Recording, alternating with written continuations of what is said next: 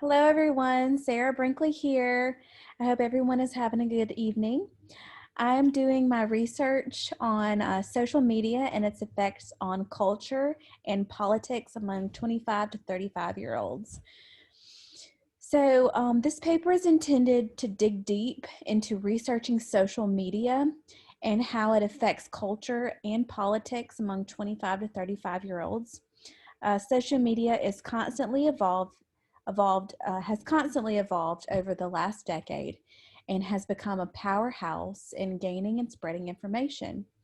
Everyone uses social media in one way or another, but the real question is, what aspects actually influence people's culture and political beliefs? So this paper will answer this question using proven research to support the argument that social media does affect the way 25 to 35-year-olds think. So social media connects the world and draws benefits from networks that give unparalleled opportunities for the cultural growth, as well as political and social groupthink. So groupthink can be defined as thinking as a group and opposing individual responsibility.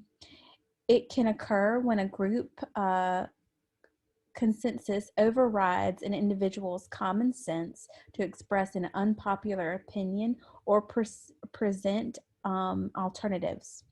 Social media has been extremely important in ways that communication is shared and the speed in which we gain our information. However, what are the consequences that people will face when having information so readily available? There's always a price that is paid in terms of ease and convenience. So, since social media emerged 40 years ago, American culture and political landscapes have changed dramatically. The internet has played a huge role in this transformation. In terms of political campaigns, social media has changed the way that people think about issues. Platforms such as Facebook and Twitter make it easy for individuals to post about their own unique or not so unique views. Candidates have the luxury of being able to reach people on an entirely different level just by the click of a mouse. Conspiracy theories have thrived since the advent of mass communication in the 20th century. For example, Nazi propagandists are said to have perfected it. Misinformation, though wrong, is spread extremely effectively through social media. Claims are liked, shared, and distributed rapidly and widely. A contributing factor of misinformation is the fact that social media users prefer to communicate with people that think the same as them. QAnon, which is commonly called a cult, is a far right conspiracy theorist that was able to easily spread and is easily spreading disinformation about former President Trump and stop the steal. So the growth of fake news stories has expanded far greater than anyone knew was possible, and individuals no longer trust news sources because of that. Social media hasn't just affected journalism, but also the entertainment industry. Being internet famous has taken on an entirely different meaning, and as long as we have a phone, laptop, and appropriate lighting, you are on your way to a new career. Internet influencers are now raking in thousands of dollars in free swag just for promoting a product on their vlog page. Who knew social media could become a platform to make money? I didn't. YouTube millionaires are born every day, and musicians are recording and releasing their own music to the masses instead of waiting for a record deal. A reality is transforming, and social media is to thank for that. In terms of the culture of everyday life has become entwined with the internet.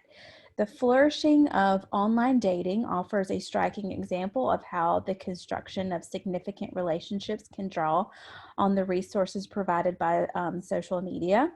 In many Western societies, online dating has served as a provisional solution to the problems thrown up by a more individualized and segmented social setting.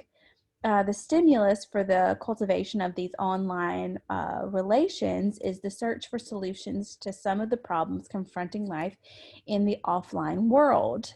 However, the growing popularity of visual encounters has had a significant impact on what that men and women conduct their everyday affairs. The intermeshing of the virtual with the real is part of the reality of contemporary culture. The influence of the internet has been most significant in the way that has transformed the lives of young people. Their digital bedroom symbolizes a childhood that is significantly um, mediated through the social media, mobile phones, and the internet. Friendship, interaction, and peer to peer relationships are increasingly conducted online and through text messages. I know that's what my 13-year-old does. Such interactions have had major cultural consequences.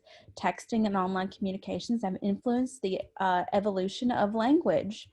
They have thrown up new rituals and symbols and have had an important impact on people's identity.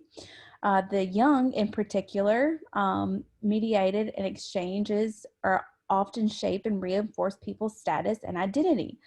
Consequently, what happens to people through their online interactions really matters to the way that people perceive themselves offline.